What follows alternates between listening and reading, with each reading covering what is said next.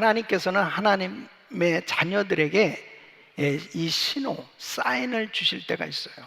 이게 하나님께서 주시는 이 신호를 잘 분별하고 이해하고 그대로 행하면 어떤 환경 가운데서도 축복된 삶, 은혜 받는 삶, 승리하는 삶이 될 수 있는 것입니다. 배후에서 역사하시는 하나님, 모든 역사를 주관하시는 그 하나님께서 항상 하나님의 자녀들에게 사인을 주시는 거예요. 사실 정말 하나님의 자녀들에게 큰 축복이 있다면 하나님의 사인을 받을 수 있는 거죠. 이건 놀라운 기회인 거예요. 그러니까 하나님께서 반드시 이렇게 사인을 주시는데 그 사인을 잘 이해하는 게 얼마나 중요한 건지 모릅니다. 성경에 보면은 이 하나님께서 주시는 이 사인, 신호를 잘 읽고 순종한 사람과 그렇지 못한 사람들은 어마어마한 삶의 차이가 나는 걸 볼 수 있습니다. 여러분, 우리가 운전을 할 때도 반드시 이 신호등, 이 사인을 잘 살펴봐야 되잖아요. 또 운동선수들도 감독이 주는 그 사인을 잘 읽고 그 방향으로 가야 되는 거거든요. 그래야 그 팀이 제대로 경기를 할 수가 있는 것처럼 하나님의 자녀들 역시 꼭 마찬가지입니다. 우리의 항상 시선은 주님께 가 있어야 돼요. 그 주님이 어떻게 나에게 사인을 주시는지 이 사인을 바로 읽으려면 항상 우리의 시선은 주님께 고정되어 있어야 되는 것입니다. 엘리야도 3년 6개월 동안 비가 오지 않았을 때 그때 하나님께로부터 사실 사인을 받았습니다. 그것은 내가 이 지면에 비를 내리리라, 이렇게 사인을 받고 그는 갈멜산 꼭대기에 올라가서 하나님 앞에 기도하지 않습니까? 그런데 계속 기도해도 아직 사인이 없었어요. 근데 손바닥만한 구름이 보여졌을 때 이건 확실한 사인이에요. 그러니까 엘리야가 이렇게 믿음으로 말합니다. 아직 비도 오지 않았는데 아방 앞에 이렇게 얘기하는 거예요. 왕이요, 이제 비에 막히지 않도록 마차를 갖추시고 내려가소서. 그러니까 그가 왜 그렇게 담대히 비도 오지 않는데 말할 수 있냐? 하나님의 분명한 사인을 알았기 때문에. 결국 비가 쏟아졌잖아요. 자, 오늘 이 본문 말씀을 보면 요단강을 이제 여호수아에게 이렇게 약속을 주시는 거예요. 내가 사인을 주겠다. 가나안 땅을 반드시 정복하게 해줄 텐데 그것을 어떻게 확신할 수 있느냐? 요단강이 갈라져서 육지처럼 건너가게 되는 것을 통해서 이제 확실하게 하나님께서 가나안 땅을 점령할 수 있다는 이 분명한 사인을 주시겠다는 거죠. 그래서 10절 말씀 보면 사시는 하나님이 너희 가운데 계시사. 그러니까 사실 가나안 족속들이 얼마나 대단하냐면요, 가나안 족속, 헷 족속, 휘 족속, 브리스 족속, 기르가스 족속, 아모리 족속, 여부스 족속, 이들이 완전히 견고한 진을 치고 철병거로 무장되어 있는데 어떻게 쫓아낼 수 있겠습니까? 쫓아낼 수 없죠. 그런데 바로 가나안 땅을 정복한다로 하는 것은 인간의 힘으로는 불가능하지만 이렇게 요단강을 육지같이 건너게 되어지는 것을 보면은 하나님께서 해주신다는 것을 믿으라는 거죠. 이게 바로 하나님의 사인이었습니다. 그러니까 오늘날 우리가 신앙생활을 하면서 참 우리에게는 많은 사건들이 있습니다. 그때마다 하나님의 사인을 잘 읽는 사람은 반드시 승리하게 될 줄로 믿습니다. 하나님께서 주시는 이 신호, 이 방법은 하나님의 말씀이에요. 가장 중요한 게 하나님 말씀이에요. 이 말씀을 주의 종을 통해서 말씀을 끊임없이 주실 때 있어요. 또 사람들을 통해서 계속해서 우리에게 말씀을 주실 때가 있습니다. 또 환경을 통해서, 질병이나 사건을 통해서, 꿈이나 환상을 통해서 하나님께서 신호를 주실 때가 있어요. 이 신호를 잘 분별하시고 포착해서 순종하면 하나님의 역사가 일어나는 줄로 믿습니다. 하나님께서 사랑하는 자녀들을 그냥 어려움을 당하게 하시잖아요. 그냥 어려운 가운데 있게 하시잖아요. 하나님은 우리를 사랑하셔서 항상 이 신호를 보내주고 있다니까요. 오늘도 영적인 눈이 열려지고 영적인 귀가 열려져서 하나님 주시는 이 신호를 잘 받을 수 있기를 예수 이름으로 축원합니다. 때로는 하나님께서 회개하라고 우리에게 신호를 보내주실 때 있어요. 이제 내게 돌아오라고 신호를 보내주실 때 있어요. 서원을 갚으라고 신호를 보내실 때 있어요. 이제는 순종하라고, 기도하라고 주님이 신호를 보내주실 때 그 사인을 잘 받으면 하나님의 축복이 임할 줄로 믿습니다. 자, 그러면 어떻게 하면 하나님 주시는 신호를 잘 알 수 있을까? 첫째는 사건을 만날 때마다 하나님의 의도를 잘 파악해야 합니다. 여러분, 공중에 나는 새 한 마리도 하나님의 뜻이 아니면 땅에 떨어지지 않는 거예요. 우리의 삶에 일어나는 사건들, 우리가 삶 가운데 만나는 일들은 반드시 그 속에 하나님의 의도가 포함되어 있다는 걸 아셔야 돼요. 여러분, 하나님이 주시는 신호에는 하나님의 의도가 담겨져 있어요. 그렇기 때문에 하나님의 그 의도, 하나님의 뜻을 잘 파악하면 반드시 하나님의 놀라운 축복 가운데 승리하는 삶이 될 수 있는 겁니다. 자, 보십시오. 요단강을 건너가는데 배를 타고 건너가지 않고 지금 제사장인 법궤를 메고 제사장이 먼저 그 요단강에 발을 내디디라는 거예요. 그런데 물이 범람한 시기입니다. 주님께서 말씀하실 때 그냥 물이 아주 작은 적게 흐르는 그런 강물이 아니고 물이 범람하는 시기라고 그러니까 진짜 한강을 연상할 정도로 그렇게 넘쳐나는 거예요. 자, 그렇다면 장정들이 뭐 이렇게 건너가는 게 아니에요. 거기에는 어린애도 가야 되고 연약한 여자도 건너야 되고 나이 든 분들도 건너야 되고 소나 말도 건너야 돼요. 그러면 지도자인 입장에서는 이거 뭐 전쟁 해보기도 전에 급류에 그냥 휩쓸려 가지고 다 이거 그냥 떠내려가면 어떨까 인간적인 생각을 하면 이거 안 되는 일입니다. 그런데 주님이 이렇게 말씀하시는 거예요. 물이 이렇게 육지처럼 이제 갈라져서 건너게 되면은 바로 그 가나안 땅을 이제 가나안 족속들을 다 물리치고 가나안 땅을 너에게 주신다는 것을 믿어라. 믿어라. 바로 얼마나 두려웠겠냐고요. 그러니까 그 두려워서는 결단코 가나안 땅에 들어가서 전쟁할 수 없어요. 여러분, 우리가 정말 이 세상을 살면서 신앙생활 하면서 계속 우리 가운데 끊임없이 두려운 일들이 생겨집니다. 이런 일이 있으면 어떡하지? 이렇게 되면 어떡하지? 계속 두려운 일이 생겨지는 거예요. 그런데 하나님께서 주시는 사인을 제대로 잘 읽고 그대로 순종하면 반드시 그 두려운 문제가 해결된다니까요. 그러니까 12정탐꾼을 보냈는데 이 10정탐꾼이 와가지고 정탐꾼들이 다 그 지파의 대표들이잖아요. 대표들이 와가지고 아이고 들어가면 다 죽습니다. 우리는 그들에 비하면 메뚜기 떼와 같습니다. 막 부정적인 말을 하는 거예요. 그러니까 그 지파의 지도자인데 그 사람들이 그렇게 부정적인 말을 하니까 믿어지는 거죠. 그러니까 막 온통 백성들이 울고불고 난리가 났습니다. 안 된다는 거예요. 끝장났다는 거예요.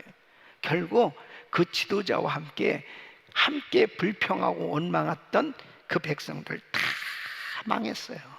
망했어요.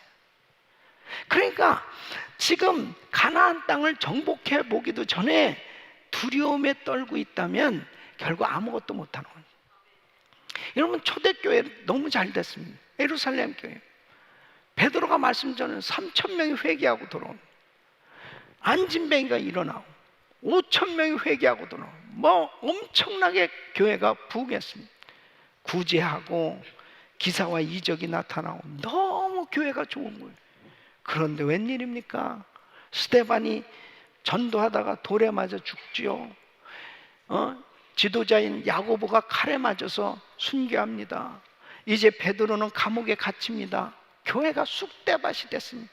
그냥 교회가 한순간에 다 교인들이 흩어지게 됐습니다.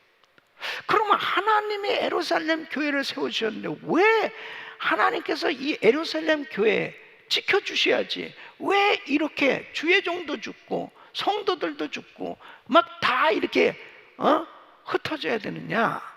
베드로는 계속 하나님이 사인을 주셨는데요, 그 사인을 읽지 못했어요. 그건 선교입니다. 분명히 주님께서 마태복음 28장 19절에 너희는 가서 모든 족속으로 제자를 삼으라 그랬습니다. 너희는 가서 모든 족속으로.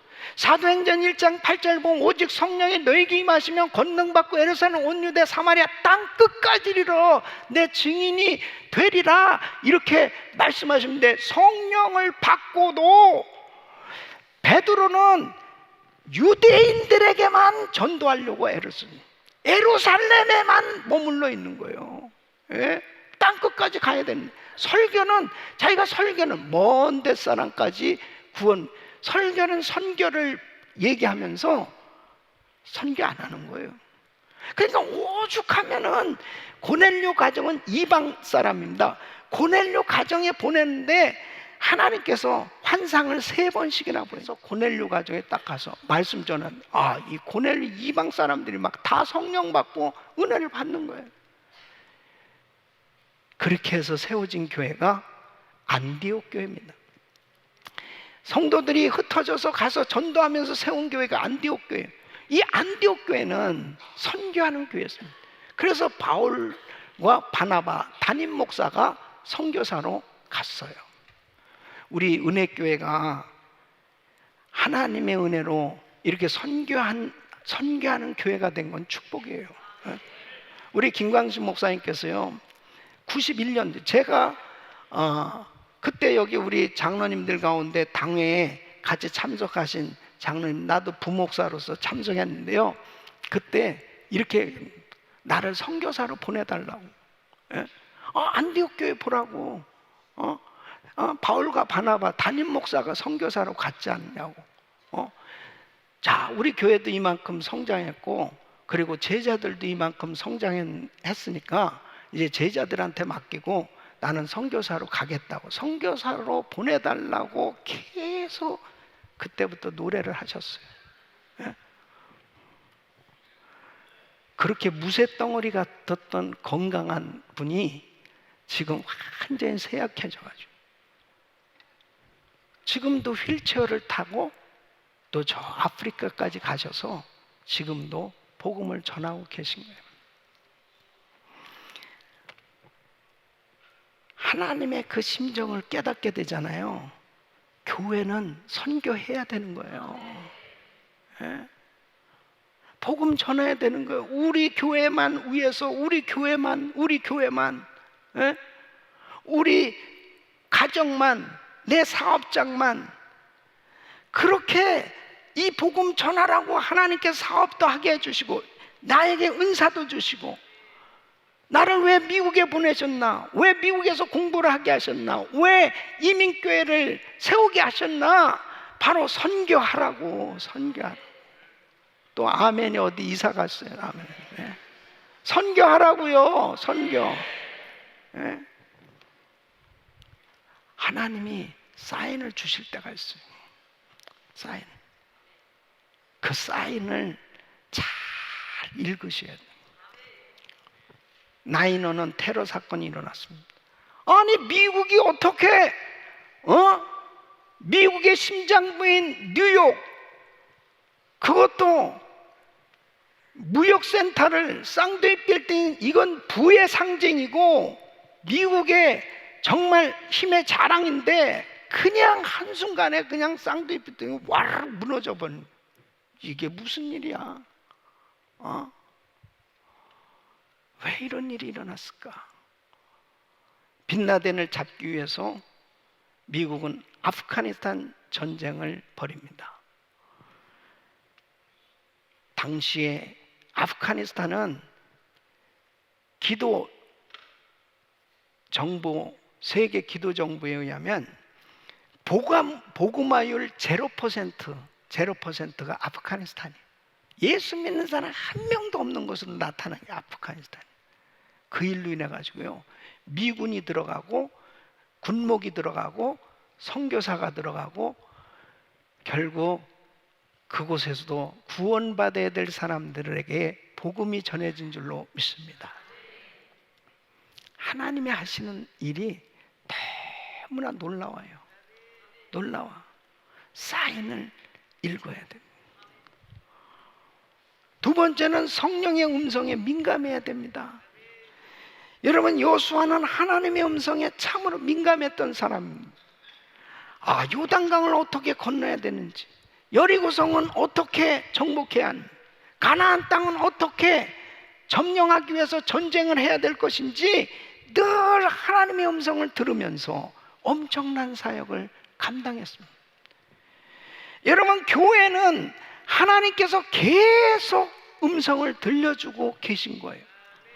여러분, 계시록 2장 3장에 보면 소아시아 7개 교회 7절에 보면 귀 있는 자는 성령이 교회들에게 하시는 말씀을 들을지어다 그렇습니다. 귀 없는 사람 어디 있어요? 다 귀 있습니다. 그런데 귀 있는 자는 성령이 교회들에게 하실 말씀을 들을지어다. 뭐예요? 영적으로 하나님의 말씀이 들려올 수 있는 귀가 열려져야 된다는 얘기예요. 그러니까 하나님 말씀을 들어도요, 똑같은 이렇게 말씀을 듣는데 들려치는 사람이 있고 전혀 못 듣는 사람, 그렇잖아요. 고린도전서 2장 10절로 11절 보면 오직 하나님이 성령으로 이것을 우리에게 보이셨어요. 성령은 모든 것보다 하나님의 깊은 것이라도 통달하시는 거예요. 사람의 사정을 사람 속에 있는 영 외에는 누가 알니? 이와 같이 하나님의 사정도 하나님의 영 외에는 아무도 알지 못하느니. 성령 충만 받으시기를 바랍니다. 성령으로 충만해야 바로 하나님께서 무엇을 원하시는지 하나님의 음성이 들려오지, 하나님의 영으로 충만하지 못하면 하나님께서 사인을 주셔도 못 깨달아요. 영적으로 우리는 민감해야 됩니다. 자, 이스라엘 백성들이 애굽에서 430년 동안 종살이 하다가 이제 모세와 함께 출애굽을 하게 됩니다. 근데 제일 먼저 그들에게 정말 만난 그 장애물이 뭐예요? 홍해바다. 뒤에는 애굽 군대가 쳐들어오고 자기들을 이제 잡으려고 쳐들어오고 앞에는 홍해바다가 놓였어. 기가 막힌 겁니다. 이 상황을 어떻게 해야 될까? 어떻게 해야 될까? 벌써 사람들은요, 이런 위기가 닥쳐오면은 우선 현상적인 것에서 뭔가 빨리 해결해야 될 것만 딱 생각합니다. 그러니까 여기서 도무지 방법이 없잖아요. 그러니까 모세를 원망하고 하나님을 원망하기 시작합니다. 매장지가 없어서 고작 이곳까지 인도해서 여기서 우리를 죽게 만드는 거야? 그러면서 막 원망합니다. 예. 근데 출애굽기 14장 13절 14절 보면 모세가 백성에게 이르되 너희는 두려워 말고 가만히 있어서 여호와께서 오늘날 너희를 위하여 행하시는 구원을 보라. 너희가 오늘 본 애굽 사람을 또다시는 영원히 보지 못하리라. 여호와께서 너희를 위하여 싸우시리니 너희는 가만히 있을지니라. 이게 영적인 사람. 모세는 그 와중에도요, 하나님의 음성을 듣고 그 주님과 교통이 이루어졌기 때문에 그 마음의 평강을 유지할 수 있고 그 담대한 믿음이 있었단 말이에요. 사도 바울 보십시오. 사도행전 27장 보면은 그가 로마로 가는 배를 타고 가다가 유라굴라 태풍을 만났습니다. 배가 파손됐습니다. 14일 동안 표류하면서 먹지도 못하고 자지도 못하면서 다 구원의 여망이 없었더라. 그러니까 이제 끝장난 상황이 된 거예요. 그런데 이 바울은 그 가운데서도 주의 음성을 들었다니까요. 예? 사도행전 27장 24절로 25절 보면 바울아 두려워 말라. 내가 가이사 앞에 서야 하겠고 또 하나님께서 너와 함께 행선한 자를 다 내게 주셨다 하였으니 그러므로 여러분이여 안심하라. 나는 내게 말씀하신 그대로 되리라고 하나님을 믿노라. 어떤 시험과 환난과 어려움이 있다 하더라도 모든 것이 다 끝장난 것 같은 상황 가운데서도 하나님의 음성이 들려온다면, 바로 주님의 사인을 받을 수만 있다면 다 회복될 수 있는 줄로 믿습니다. 사무엘상 3장에 보면 엘리 제사장과 사무엘, 어린 사무엘이 한 방에서 자고 있었습니다. 근데 어린 사무엘에게 하나님의 음성이 들립니다. 사무엘아, 사무엘아. 이 엘리 제사장은 하나님의 음성을 듣지 못했어요. 그러니까 보십시오. 엘리 제사장은 자기 두 아들이 불량한 자라 저는 하나님을 알지 못했더라고. 교회에서 속을 썩이는 거예요. 불량한 짓 하는 거예요. 분별력이 없어요. 결국은 이 엘리 제사장, 그 집안은 다 비참한 최후를 맞이하죠. 사무엘, 어려서부터 하나님의 음성 듣고 자란 그는 위대한 선지자가 됐던 걸 볼 수 있습니다. 우리 성도님들은 늘 영적으로 민감할 수 있기를 축원합니다. 세 번째는 겸손한 마음을 가져야 합니다. 여호수아는 끝까지 주님께서 주시는 신호를 잘 분별했어요. 잘 포착했어요. 그 이유가 뭐냐? 여호수아는 항상 주님께로 초점을 맞추고 살았어요. 그것이 바로 겸손한 마음, 하나님을 의지하는 마음. 주님을 의지하는 것은 겸손한 심령이 되지 않고는 주님을 의지할 수가 없어요. 주님을 의지할 때 주님과 동행하는 삶이 되는 거예요. 그러니까 어떤 사람이 늘 하나님의 신호를 늘 기다리고 그 신호를 포착할 수 있느냐? 겸손한 심령. 그러니까 하나님은 겸손한 자에게 은혜를 더해 주시는 겁니다. 자, 보십시오. 사람들은 참 교만해지기가 너무 쉬워요. 역대하 16장에 보면 아사왕 35년 동안 잘했어요. 그의 왕이 재임 기간 동안에 최대 위기가 뭐냐면은 구스 대군이 100만 대군이 쳐들어왔어요. 어떻게 전쟁에서 이길 수 있습니까? 도무지 게임이 안 되는 거예요. 그때 하나님을 의지하는 거예요. 겸손하게 하나님, 연약한 자와 강한 자 사이에서 도울 자는 오직 하나님밖에 없습니다 하고 하나님을 의지하면서 기도했을 때 하나님께서 100만 대군을 물리치게 해주시고 승리하게 해주신 줄 믿습니다. 이런 간증이 있는 사람이에요. 그런데요, 이 사람이 이제 35년을 지나면서 기도를 하지 않기 시작해요. 기도가 줄어들고 기도하지 않으면 문제 생깁니다. 근데 하나님이 그걸 깨닫게 하시기 위해서 사인을 주신 게 이스라엘 왕 바사가 전쟁을 걸어와요. 그때 사실 구스대군에 비하면 정말 작은 나라인데 기도하지 않고 사람을 의지합니다. 왕궁과 그 다음에 그 성전의 금은 이러한 것들을 다 보화를 모아가지고 아람 왕에게 가져다 주면, 그러면서 우리를 도와달라고 원군을 초청합니다. 그래서 그 문제는 해결은 됐어요. 그런데 하나님 방법이 아니잖아요. 하나님 너무 마음 아파하셨습니다. 그래서 하나니라고 하는 선지자를 보내죠. 선견자를 보내서, 왕이요, 어찌 그런 일을 하십니까? 어찌 그런 일을 하세요? 아니 100만을 물리친 거 그 하나님께서 해주셨는데, 아니 왕이 어떻게 이런 짓을 하십니까? 그러면서 책망을 했더니, 그때 바로 깨닫고 회개해야 되는데 그 하나니를 야야야 저거 감옥에 가둬버렸습니다. 못 깨달아요. 그 다음에 발에 병이 생겼어요. 발에 병이 생겼다고 그게 죽을 병은 아니에요. 그런데 역대하 16장 12절에 보면 이렇게 말씀하십니다. 아사가 왕이 된 지 39년에 그 발이 병들어 심히 중하나 병이 있을 때 저가 여호와께 구하지 아니하고 의원들에게 구하였더라. 아니 병원 찾아가는 게 잘못된 거 아니에요.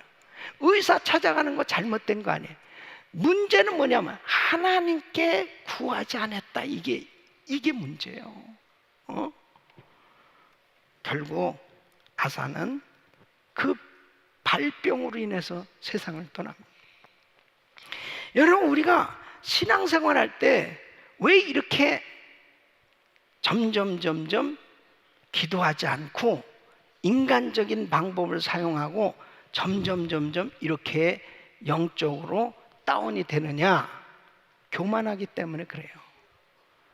교만하기 때문에. 그러니까 끝까지 하나님을 의지한다는 것은 겸손한 거예요. 네? 겸손한 거예요. 우시야 왕 보세요. 52년 동안 잘했습니다. 52년 정말 어려운 거죠. 52년을 정말 잘했어요. 근데 또 문제가 생겼어요. 교만해졌습니다. 그 제사장이 하는 이 분향하는 걸 자기도 하겠다는 거예요. 그러니까 제사장들 와서 이거 큰일 납니다. 왕이 안 됩니다. 역대하 26장 16절 보면 저가 강성하여짐에 그 마음이 교만하여 악을 행하여 그 하나님 여호와께 범죄하되 곧 여호와의 전에 들어가서 향단에 분향하려 한지라. 결국은 그 문둥병이 들어갔어요. 그리고 그걸로 끝났습니다. 모세와 여호수아가 끝까지 하나님 앞에 엎드렸어요. 끝까지 엎드렸기 때문에 하나님의 사인을 받을 수 있었고 승리한 줄로 믿습니다. 여러분, 우리는 잘 될 때도 엎드리고요, 안 될 때도 엎드리고, 힘들 때도 엎드리고, 좋을 때도 엎드리고, 우리는 하나님 앞에 다 겸손하게 엎드려 있기만 하면 하나님께서 책임져 주신 줄로 믿습니다. 저는 광복 74주년을 맞이하면서 하나님, 우리 교회들이 더 겸손하게 깨어 기도하게 하여 주시옵시고, 지금 여러 가지로 하나님의 사인을 주고 계신데 이 사인을 좀 읽게 해 주셔서 나라를 살려 주시옵소서. 하나님께서 끊임없이 주시는 이 사인을 개인적으로나 교회적으로나 국가적으로나 항상 모든 역사, 만물을 주관하시는 그 주님의 손에 모든 것이 달려있기 때문에 그 주님의 사인을 받으면서 늘 순종하고 승리하는 삶이 되시기를 예수 이름으로 축원합니다.